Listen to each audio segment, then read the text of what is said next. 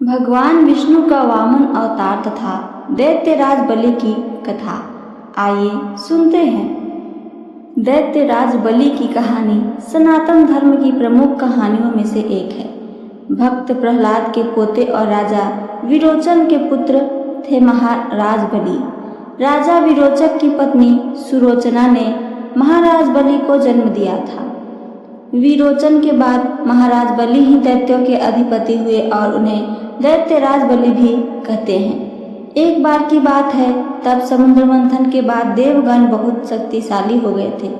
तब देवासुर संग्राम हुआ। उस संग्राम में देवताओं द्वारा महाराज बलि और उनकी दैत्यों और असुरों वाली सेना का भी नाश हो गया। शुक्राचार्य की संजीवनी विद्या द्वारा प्राण बचना। उस युद्ध में इंद्र के वज्र द्वारा बलि की मृत्यु सुनिश्चित हो गई थी।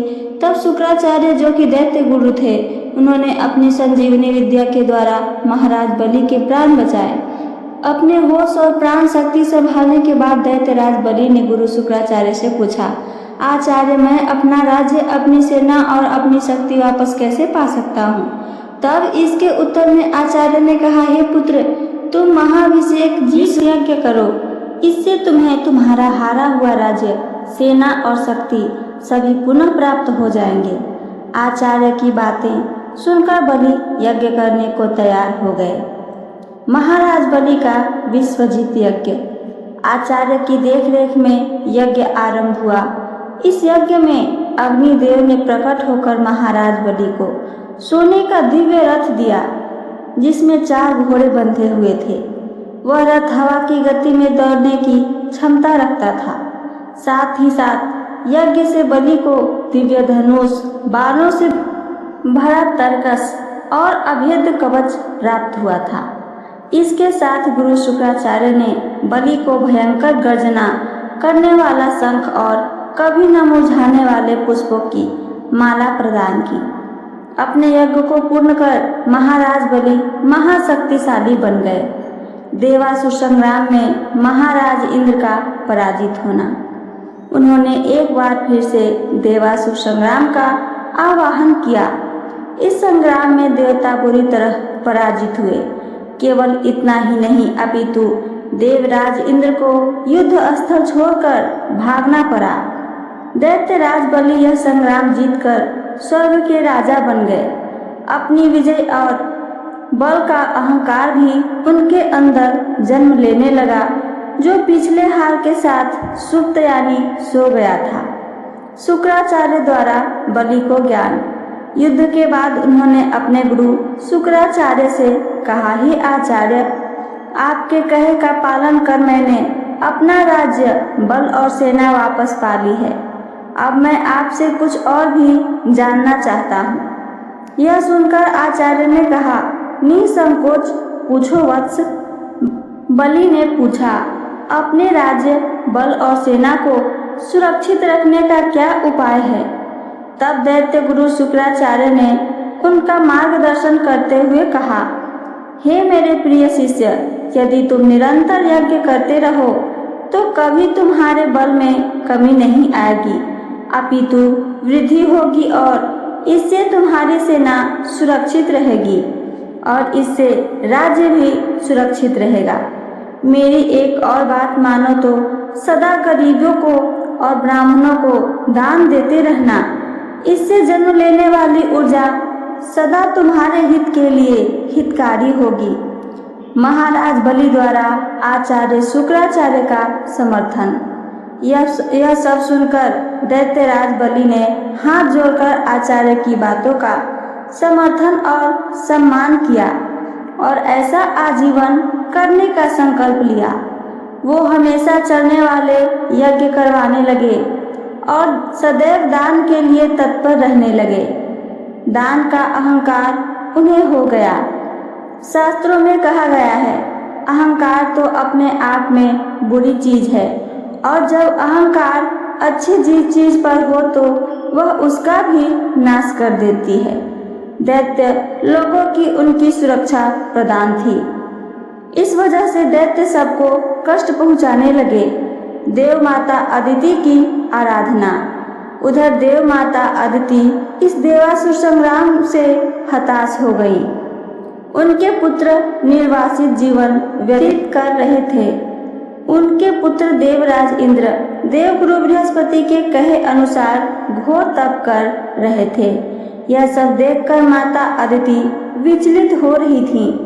फिर अपने पति महर्षि कश्यप के कहे अनुसार वे भगवान विष्णु की आराधना करने लगी। उनकी आराधना से प्रसन्न होकर भगवान विष्णु ने उन्हें दर्शन दिए। प्रभु के दर्शन से प्रसन्नचित होकर माता अदिति ने प्रभु से कहा, हे परमेश्वर, आप देवासुर संग्राम से अवगत हैं ही। मेरे पुत्रों की दुर्दशा देखिए और देवताओं की सहायता कीजिए। दैत्यों के प्रकोप से देवता के साथ आम जनों का जीवन भी संकट में है। प्रभु वामन अवतार पहुँचे राजा बलि की यज्ञशाला। ऐसी विनती सुन प्रभु ने अदिति माता से कहा, हे देव माता, मैं अपने भक्त से युद्ध नहीं कर सकता, ना ही उसकी मृत्यु का कारण बन सकता हूँ, परंतु मैं आपके गर्भ से वामन अवतार लूंगा और देवताओं सहित सबका कल्याण करूंगा। प्रभु के कहने के अनुसार माता अदिति को एक पुत्र की प्राप्ति हुई। उनके पति महर्षि कश्यप ने ऋषियों के मंत्र उच्चारण द्वारा अपने पुत्र वामन का यज्ञोपवीत संस्कार करवाया। यज्ञोपवीत संस्कार के बाद भगवान वामन महाराज बलि की निरंतर चल रहे यज्ञ वाले यज्ञशाला की ओर चल पड़े। दैत्यराज बलि और वामन वहां उपस्थित लोगों ने एक छोटा सा ब्राह्मण बालक देखा, जिसके मुख पर अतुलनीय आभा थी। वह बालक का रूप बहुत ही मनमोहक था। उनके तेज से हर कोई प्रभावित हो रहा था। महाराज बलि और उनके यज्ञ में सम्मिलित गण उनके स्वागत में खड़े हो गए। महाराज बलि ने ब्राह्मण रूपी वामन भगवान को शाही आसन पर बैठाकर उनके पैर धोए, फिर चरण स्पर्श कर प्रणाम किया। दैत्यराज बलि ने ब्राह्मण बालक रूपी भगवान वामन से कहा, भगवान, आपके आने से मैं धन्य हुआ। आपने इस यज्ञ में पधार कर यज्ञ की ऊर्जा में बढ़ोतरी की है। मैं आपको दान देने की इच्छा रखता हूँ। आप आदेश दें प्रभु। भगवान वामन की मांग। भगवान वामन देव ने कहा, आप दानवीर राजा हैं राजन। आपकी बहुत प्रशंसा सुनी है। आप अन्न, धन, वस्त्र, सुविधा इत्यादि दान करने के लिए जाने जाते हैं, परंतु मुझे ये सब नहीं चाहिए। मुझे केवल उतनी भूमि चाहिए जितनी भूमि मेरे 3 पग यानी कदम में नप जाए। वहां उपस्थित लोग ब्राह्मण बालक की मांग को सुन हंसने लगे। महाराज बलि भी अहंकार में आकर हंस पड़े और कहा, केवल 3 पग भूमि। फिर हाथ जोड़कर वामन देव से और भी कुछ मांगने का आग्रह किया, परंतु वामन देव 3 पग भूमि पर ही अड़े रहे। राजा बलि द्वारा भगवान वामन को वचन।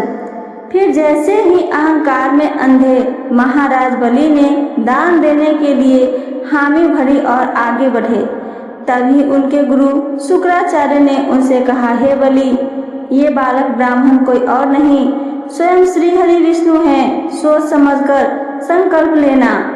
उनकी बात सुनकर दैत्यराज बलि ने बालक ब्राह्मण को देखा और प्रभु की अनुभूति करते हुए बोले, हे गुरुवर, मैं दानवीर हूँ, मैं दान से पीछे नहीं हट सकता। वैसे भी संपूर्ण यज्ञ तो प्रभु की प्रसन्नता के लिए ही होती है। हर आहुति प्रभु को प्रसन्न करने के लिए दी जाती है। यदि आज प्रभु स्वयं यहाँ दान लेने आए हैं तो इससे सौभाग्यपूर्ण और क्या होगा। भगवान वामन का 3 पग। भगवान वामन सब सुन रहे थे। वामन देव से दैत्यराज बलि ने कहा, ब्राह्मण को दान देने के लिए आश्वस्त कर मैं अपनी बातों से विमुख नहीं हो सकता। आखिर मैं दानवीर हूँ, ऐसा तो आपने भी कहा है भगवान, इसलिए आप अपने पग बढ़ाएं। मैं आपको आपकी नापी हुई 3 पग भूमि दान करने का संकल्प लेता हूँ। संकल्प के साथ ही ब्राह्मण बालक रूपी वामन अवतार श्री हरि विष्णु ने विराट रूप धरा। लोग भयभीत होकर इधर उधर भागने लगे। यज्ञ में सम्मिलित जन हो या यज्ञ दृष्टा या फिर पशु सभी भागने लगे। प्रभु ने एक पग में धरती और दूसरे पग में आकाश को नाप दिया और फिर तीसरे पग के लिए अपने पैर उठाए और बलि की ओर देखा। दानवीर बलि द्वारा स्वयं का दान। तभी बलि ने हाथ जोड़कर अपने घुटनों पर बैठकर कहा, हे प्रभु, तीसरे पग में आप मुझे नाप लें और मुझ पर भी स्वामित्व स्थापित कर लें। यह रहा मेरा मस्तक आपकी सेवा में, आप मेरे मस्तक पर पग धरें। महाराज बलि का घमंड तो चूर हो ही गया था और प्रभु के सामने वो शरणागत हो चुके थे। परंतु श्रीहरि तो भक्त वत्सल हैं, अपने भक्त की भक्ति में बंध जाते हैं। बलि की भक्ति से प्रसन्न होकर श्रीहरि ने उन्हें अपने वास्तविक रूप में दर्शन दिया और कहा, आज से तुम पाताल लोक के स्वामी हो। यह 7वें मनवंतर की बात है। 8वें यानी श्रावणी मनवंतर में महाराज बलि को अपनी भक्ति के उपहार इंद्र का पद मिला, यानी उस मनवंतर के लिए देवताओं के राजा इंद्र बलि हुए थे। तो ये थी मेरी आज की कहानी।